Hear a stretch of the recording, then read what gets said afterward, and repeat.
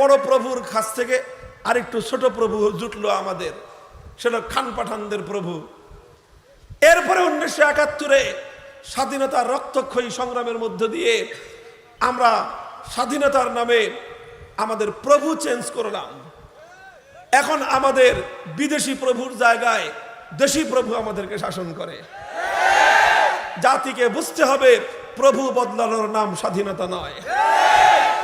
প্রকৃত স্বাধীনতা হলো এই, আসমান আর জমিনের মধ্যে কোনো প্রভু নাই, এক আরশের মালিকের প্রভুত্ব প্রতিষ্ঠা করা, এক আসমানের মালিকের সামনে দাসত্ব করা, আর মধ্যখানের মধ্যসত্যভোগী সমস্ত মনুষ্য প্রভুদের গদিতে আগুন ধরানোর নাম স্বাধীনতা।